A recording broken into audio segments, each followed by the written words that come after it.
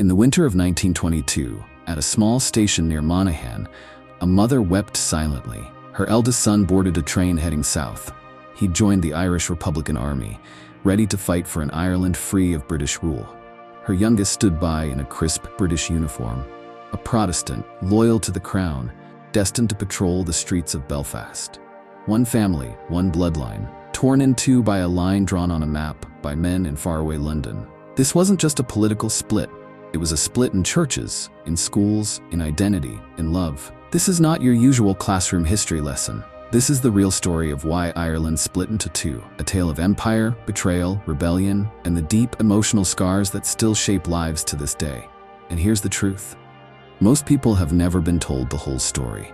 So, watch this video until the end as we uncover the raw truth, the hidden pain, and the shocking decisions that forever changed the fate of a nation.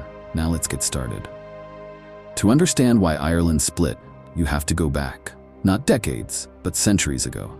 The story begins in 1169, when Norman knights landed on Irish shores, not as conquerors but as allies in a local feud. Yet slowly, this small intervention turned into full-on English domination. By the 1500s, the crown wasn't just interested in influence, it wanted control. Then came the Protestant Reformation. England embraced it, Ireland didn't. Now, the Irish weren't just rebellious, they were religiously dangerous in the eyes of London, and so began a policy not of inclusion, but of punishment. Enter the Plantations of Ulster. Thousands of Protestant settlers from England and Scotland were given Irish land, confiscated from Catholic families. These new settlers were wealthier, armed, and under royal protection. Native Irish? They were pushed to the margins. Colonialism wore a local face. Next came the penal laws, draconian measures designed to crush the Irish spirit. Catholics couldn't vote, couldn't hold office, couldn't even ride a decent horse. Their language was banned, their schools outlawed. A deep cultural wound was inflicted, one that would fester for generations. Ireland was becoming two nations within one island. One, proudly Protestant, loyal to the British throne, benefiting from empire. The other, majority Catholic, impoverished, humiliated, but burning with resistance. These weren't just political divisions.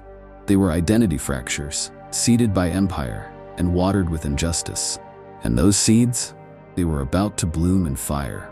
By the late 1700s, Ireland had suffered centuries of suppression. But the spirit of revolution had not died. In 1798, inspired by the thunder of liberty in America and France, a secret society called the United Irishmen ignited a rebellion. Their vision? A united Ireland, Catholic and Protestant, free from British rule. But the dream was crushed with iron and fire. The British executed thousands. Entire towns were burned. Survivors were exiled or silenced. Still, the dream survived. Then came 1845, and with it a silent killer, the Great Famine. For 6 harrowing years, potatoes, the staple crop, rotted in the ground. 1 million people died. 1 million more fled across oceans, never to return. And while they starved, British ships exported Irish grain. Under guard. To many, it wasn't just a natural disaster. It felt like genocide in slow motion.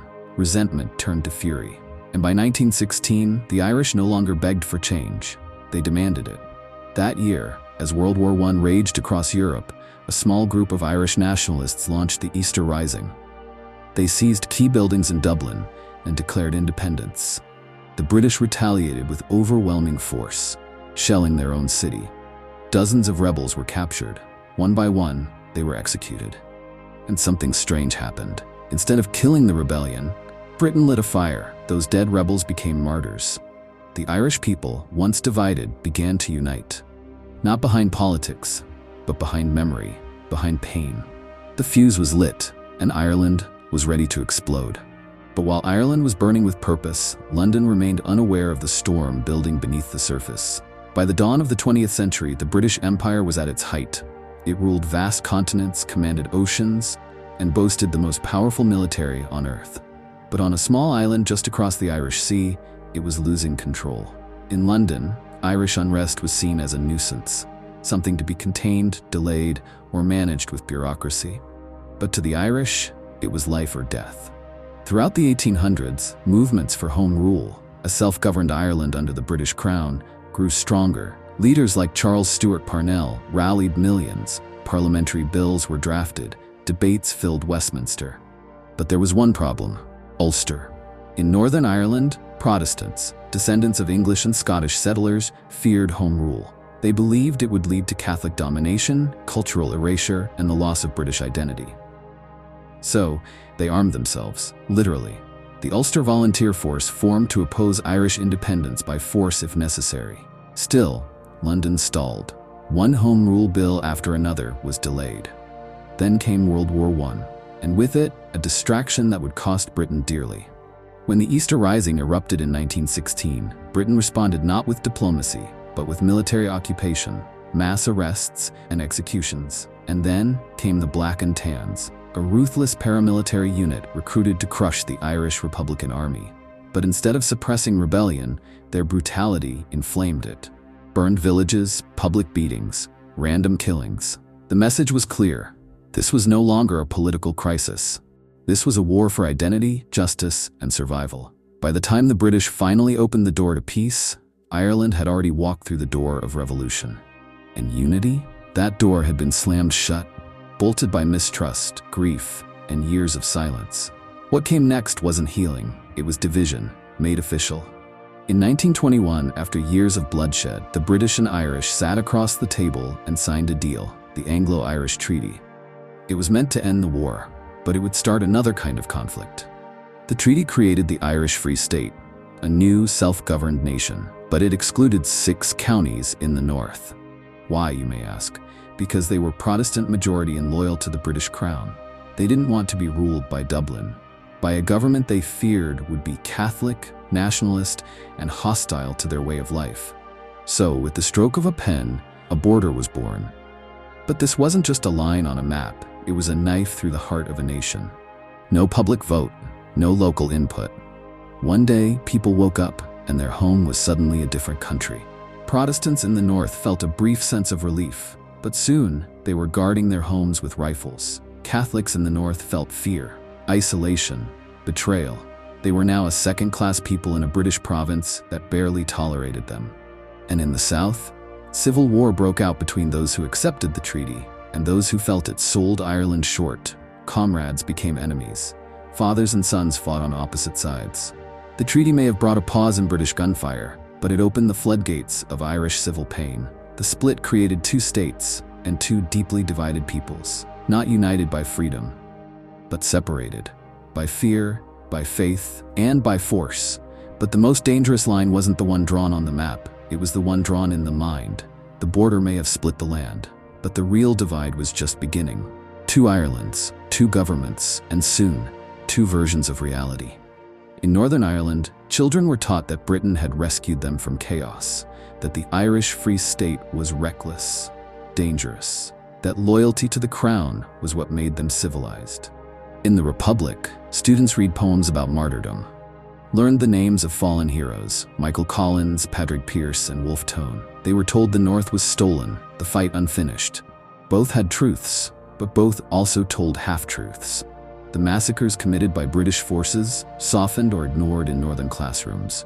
The IRA's brutal killings of civilians, downplayed or framed as resistance in the South. Textbooks were carefully curated, news coverage was filtered, and history became a weapon. Behind the scenes, it got darker. The CIA monitored British counterinsurgency tactics. The KGB tried to exploit Irish unrest to destabilize the West. And quietly, American donors, many unaware of the full story, funded IRA operations believing they were supporting freedom. Truth was twisted, grief was politicized, and young minds were shaped by narratives, not facts. By the 1960s, an entire generation had been raised in 2 parallel worlds, both believing they were the victim, both taught to fear the other. It wasn't just a culture war. It was a war for memory, for loyalty, for identity.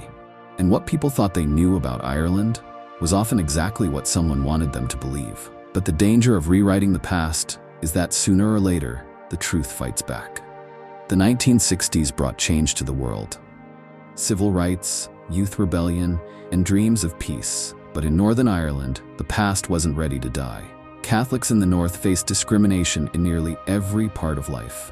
Worse housing, fewer jobs, gerrymandered voting districts that silenced their voice. So they marched, peacefully. inspired by Martin Luther King and the American Civil Rights Movement. But instead of justice, they were met with batons and bullets. Tensions escalated, riots broke out, Molotov cocktails replaced protest signs. The British Army arrived, at first to restore order, but soon they were seen not as protectors, but as occupiers. And in that boiling pressure, something reawakened.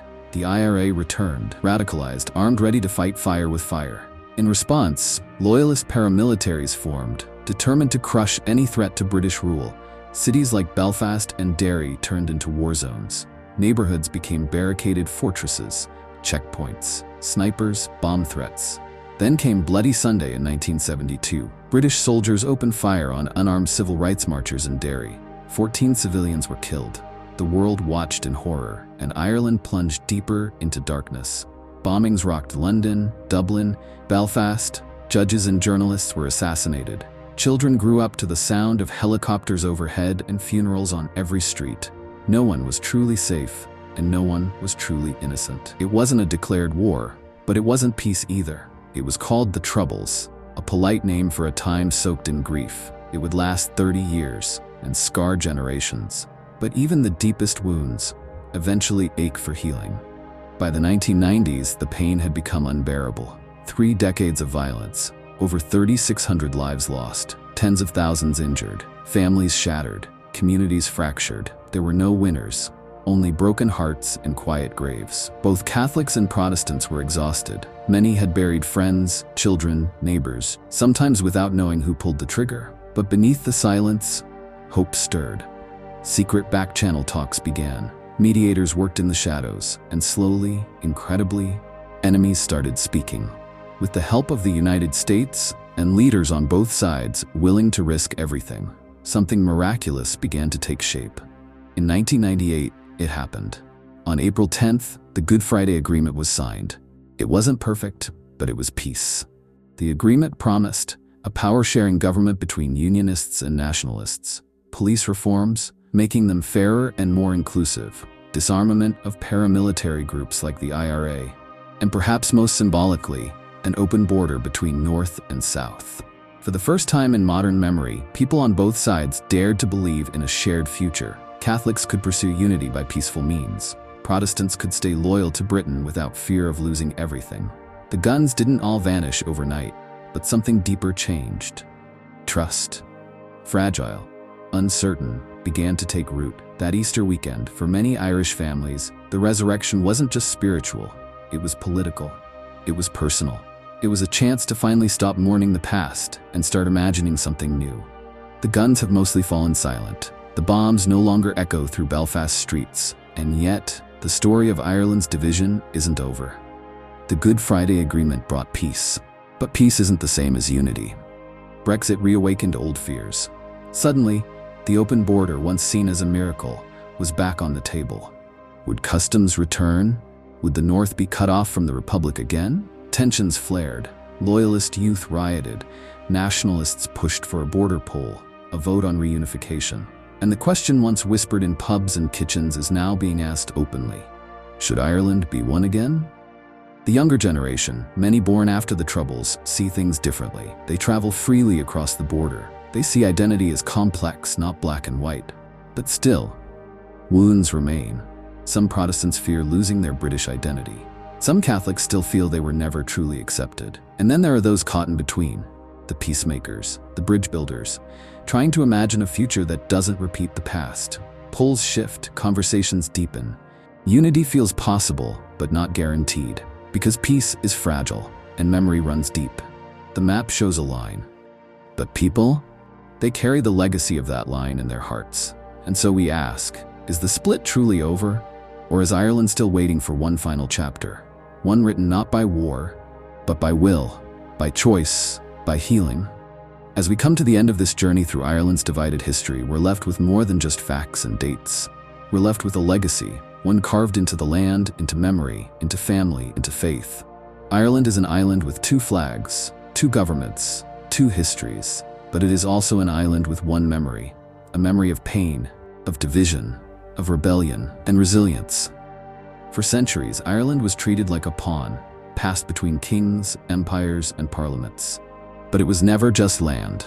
it was home. From the Plantations to the famine, from the EasterRising to the Troubles, the Irish people have endured more than just occupation. They have endured a war on their very identity. The 1921 split was not simply about geography. It was about who belonged, who was heard, and who was left behind. Yet somehow, through the sorrow, through the fire, through betrayal and bitterness, they still stand. Today, Ireland, both north and south, is not what it once was. It's not fully healed, but it's also not hopeless. The past still whispers, but so does the future. So what do you think? Will the Ireland of tomorrow be divided by the shadows of yesterday, or united by the courage to remember and forgive? Do you believe Ireland will reunite in our lifetime? Let us know your thoughts in the comments below. We'd love to hear from you. If this video helped you understand Ireland's story in a new way, hit that like button to support independent storytelling. Subscribe for more untold histories the textbooks skip. Because sometimes the most powerful part of history is the conversation it inspires. Thanks for watching, and see you in the next video.